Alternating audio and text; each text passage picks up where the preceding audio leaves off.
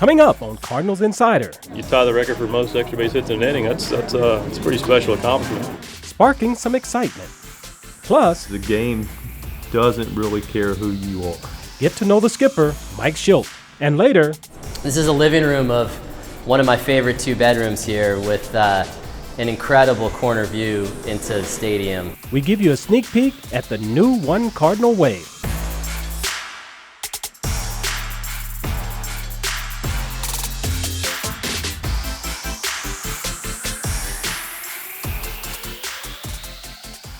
Hello and welcome to Cardinals Insider. I'm your host, Ozzie Smith. Today, we're in the leasing center at One Cardinal Way here at Ballpark Village. More on that in a bit, but we begin today with the Cardinals offense. The bats heated up after the All-Star break. That pop has helped the Cards pile up wins as they chase a playoff berth.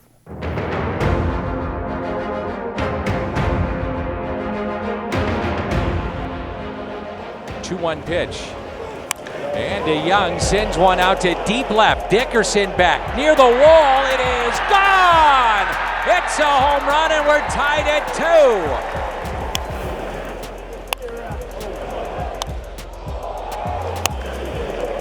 Out to left! Oh my! We brought it up. It was like, and then we kind of glazed over. I was like, well, hold on a second. It's in the, this is pretty monumental achievement. I mean, think about all the baseballs that have been played, and that you tie the record for most extra base hits in an inning. That's a pretty special accomplishment. And Wong hits it out to deep right. That is off the wall. The 8th extra base hit in the inning. The 150-year patch is, it's a long time. It's a lot of baseball, and so I wanted to pause and appreciate that milestone. Pitch, DeYoung hits it hard, base hit to left field, and DeYoung has 3 hits in a row. Winning definitely helps, and if that's the focus, we'll just keep on that, and winning will create that chemistry and create that energy.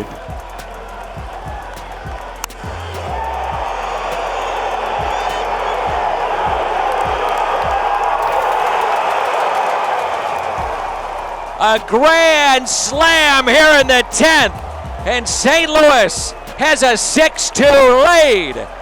He needed that. The Cardinals needed that. A grand slam, Paul Goldschmidt. Have to try to keep it going. I mean, I think we have the potential to do that. We've kind of been a little inconsistent and just try to keep it going. Goldschmidt swings and it's a high fly ball. That's deep left center field. Make that 6 straight. Goldschmidt hits a home run. Everybody knows what he can do out there. He's been doing this for a lot of years. He's a great hitter, great player, great teammate. Great leader too. So I'm happy for him. But everything is turning around for him because he needed it. Hits for power, gets on base, pushes the line, keeps the line moving, passes the baton. It really helps our offense as a whole. Having the middle guys on to produce runs and put pressure on the other team. It's a shutout. The Cardinals take 2 of 3. So we're always optimistic, but we got to continue to eat. We got to continue to earn. That's just the mindset that this group has, and we need to keep it. Mike Shildt is in his first season as a Cardinals manager. While most fans have gotten to know him recently, Shildt's history with the club stretches back 15 years. Here's more on the Cards skipper.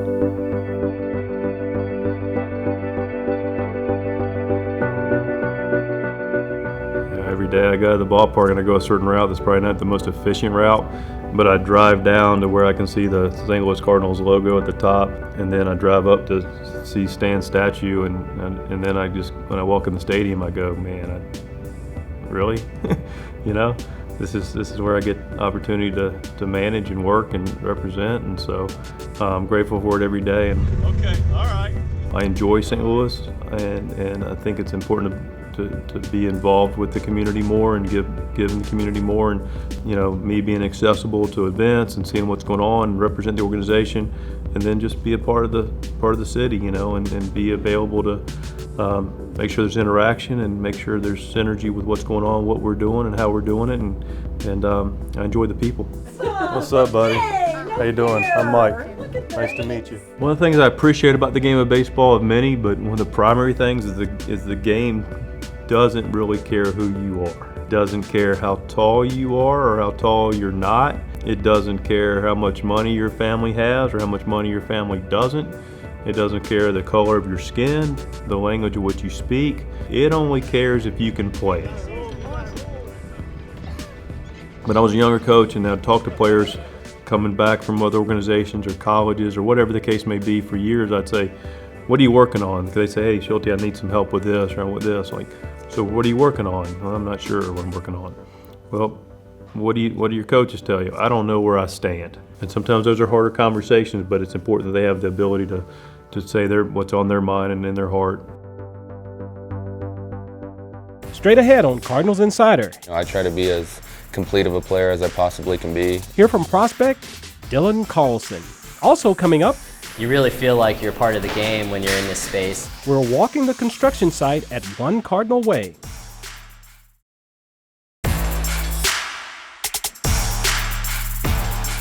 A stellar big league camp launched prospect Dylan Carlson into the spotlight this past spring. He spent this season at AA Springfield and has continued the strong showing there too. For all that, Carlson is the subject of this week's Bear Farm Report.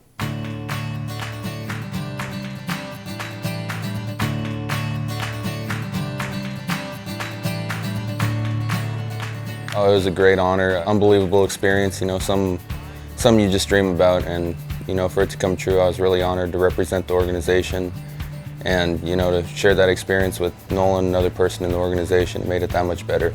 I had a great time, and I was really thankful for the opportunity. Pitch to Carlson, swing, and there it goes. We're tied at 4. Oh my goodness! Just opened your eyes to, you know, what's going on up top, and you know, I was really grateful for that experience. It meant a lot to be around those guys every day, how willing they were to share information with me, how willing they were to reach out and help and, you know, try to help me improve my game. I'm really grateful. You know, I really took note of all the different people's routines, the way they hit in the cage, just different things like that, you know, the way they prepare before the game, stretching, the types of things they eat, just different things involving that. And for me, I really found that beneficial, and you know, I've tried to take some things into my game. He's a good runner. He's been able to steal some bases. He's played a solid outfield in left center and or right. He's a switch hitter. He's shown power from both sides of the plate. His strike zone awareness has improved, where he doesn't chase as many pitches anymore. In, and he slides and makes the catch. I just like being out there. It doesn't matter which one I'm at. I feel comfortable in all of them. And you know, luckily for me, throughout my minor league career, I've been able to play all three and, you know, gain some familiarity in each spot. So, you know, just for me, it's being out there every day, what I'm really proud of. Willie, when I first signed, I was kind of new to the outfield when I first joined the organization. So Willie was kind of the rover at the time, looking over the outfield. And he, you know, kind of reached out and, you know, just helped my game a lot right away. He's on a good path. He's in a good place right now. He's been able to maintain it over the 4 months of the season, and he's made a name for himself, so to speak. It's everything, all assets of the game, defense, base running, hitting, you know, everything. Everything goes into it for me. You know, I try to be as complete of a player as I possibly can be, and you know, for me, I just try to come to the field every day and find a way to get better. He's hammered into right field, pushing back Knapp. He looks up, and he's just hit his 14th home run of the year. Straight ahead, Fans can literally hold an authentic game-used bat from a Cardinals great. the Cardinals Museum is celebrating 5 years at Ballpark Village, and there's always something new to see. Plus, This is truly one of the unique residential experiences in the Midwest. living across the street from baseball heaven, we get a tour of St. Louis' most anticipated residents.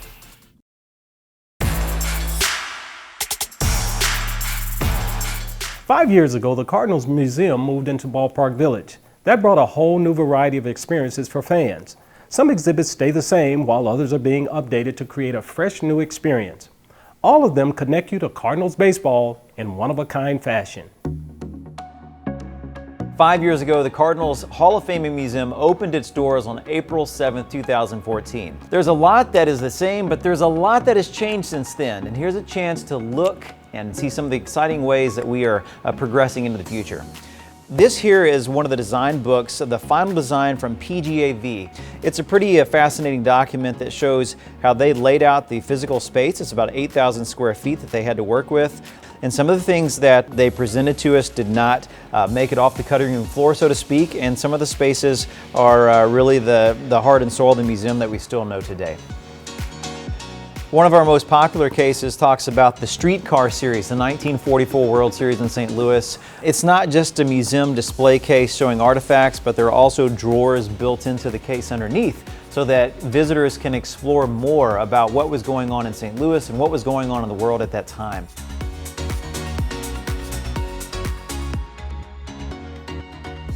One of the things we wanted to do here with this new iteration of our facility was to involve more interactive spaces so that fans could get involved. And we can do that here in the broadcast booth.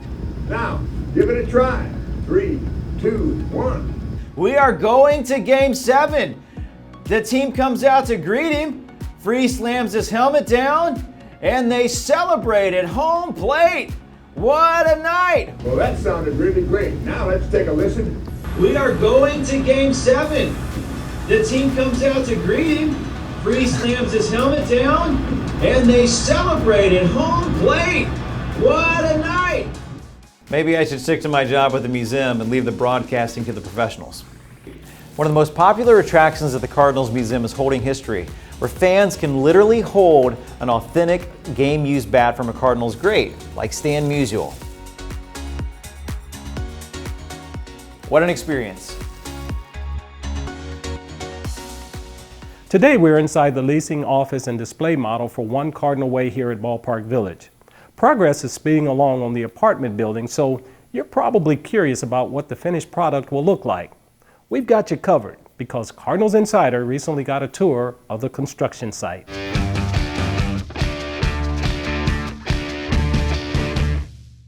Imagine being able to watch a Cardinals game from the comfort of your own living room. Well, that's exactly what you can expect living at One Cardinal Way.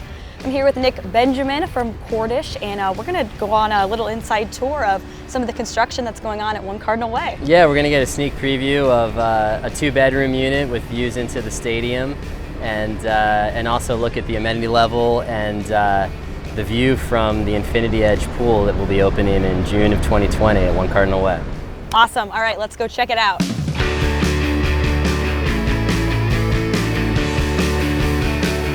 All right, so here we are in one of the units. All right, now this is the living room, I guess. This is a living room of one of my favorite 2 bedrooms here with an incredible corner view into the stadium. You really feel like you're part of the game when you're in this space. And this unit's already rented.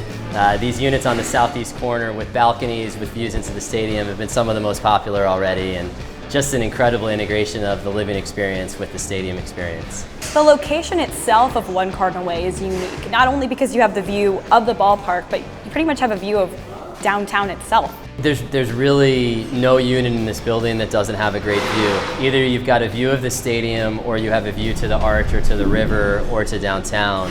This is truly one of the unique residential experiences in the Midwest.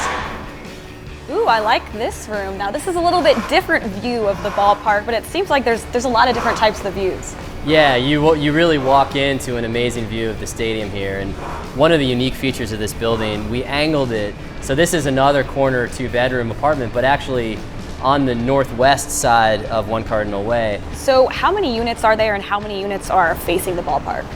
There are 297 units in the building, and about half of them have a view either from their living room or from a balcony or bedroom into the stadium. And then the other units again have views to the arch or to the river. So it's hard to pick a favorite. Well, you just got an inside look at One Cardinal Way, one of the newest additions to Ballpark Village.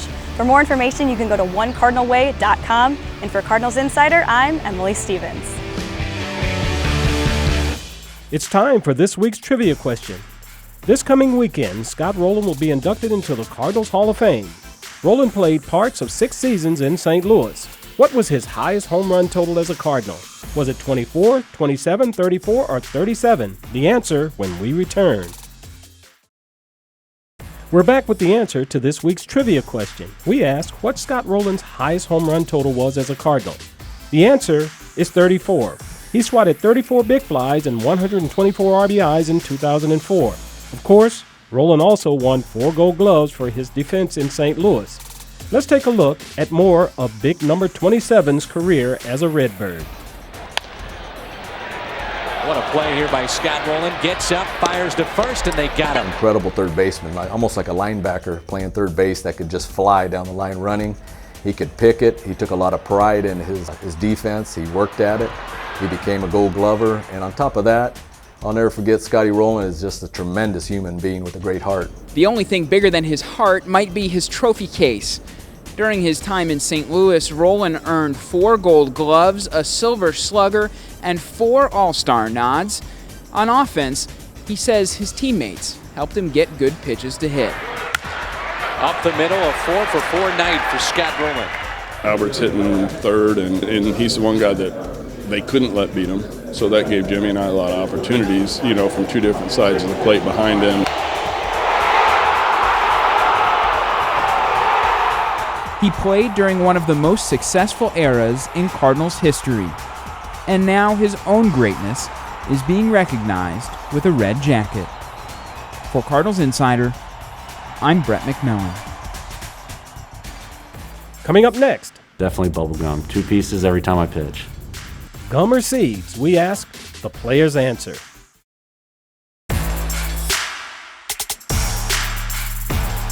Salty or sweet? Total opposites, but both have their place on the ball field. Sunflower seeds bring the salty, while bubblegum provides the sweet. What do players prefer? We find out during this week's Ask a Cardinal. Ooh, sunflower seeds. Definitely bubblegum. 2 pieces every time I pitch.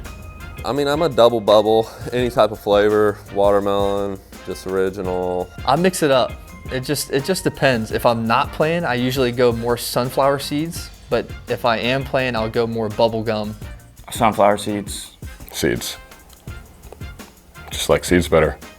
I like sunflower seeds. And then with sunflower seeds, I'm a original guy and a kettle roast guy.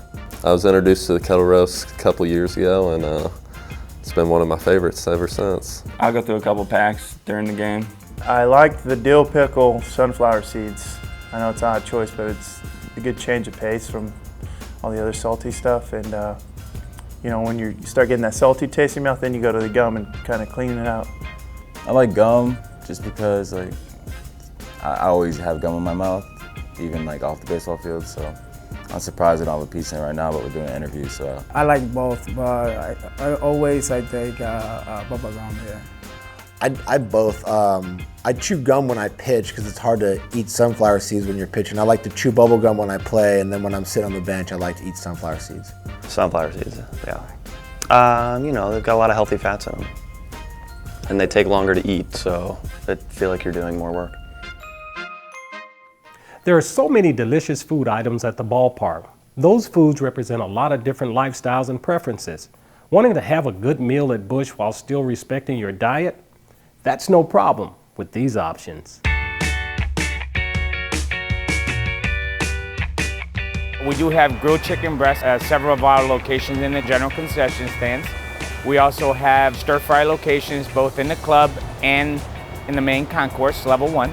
Well, you have to give our fans and guests options. We did an internal chef's competition, and the winner this year is peach mojo infused grilled chicken breast in the pita.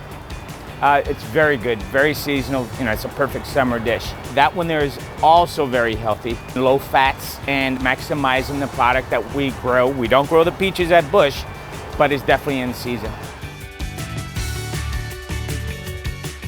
We have also partnered up with Snook, so we do have a Cobb salad, a Caesar salad, things like that, easily accessible. We also have a salad bar that it's built to your specifications, more cucumbers or whatever. We grow a lot of our herbs, so all of the herbs that we use in the building, we try to definitely come out of the garden as much as we can grow. There's a couple of varieties of basil here that are very nice, from cooking a dish to actually finishing it off. So that's gonna end up in the pizza sometimes. All of our herbs that we infuse the beef tenderloin at the beef tenderloin cart comes from the garden, and a little bit in the stir fry. When we return, we're reminded that St. Louis has always been and will always be the soccer capital of the United States. Stay with us.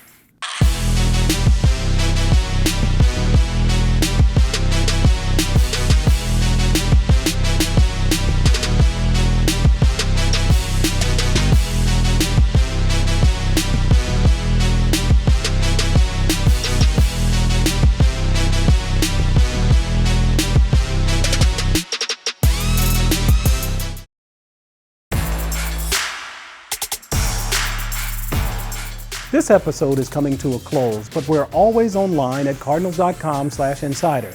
Plus, our YouTube page houses all of our content, including individual stories and past episodes.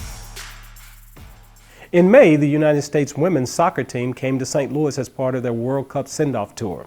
Now, just a few months later, Busch Stadium will host their male counterparts for a friendly against soccer power Uruguay. We leave you with the announcement of the world-class event, and we'll see you next week.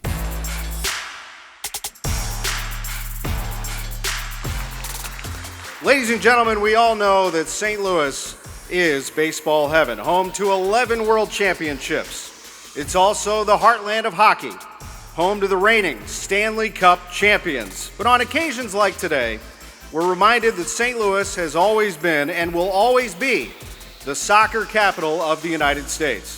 For generations, the game has been who we are and what we do. And that's why for many years, St. Louis was generally considered by all who love and follow the game in the U.S. as the spiritual and traditional home of our men's national team.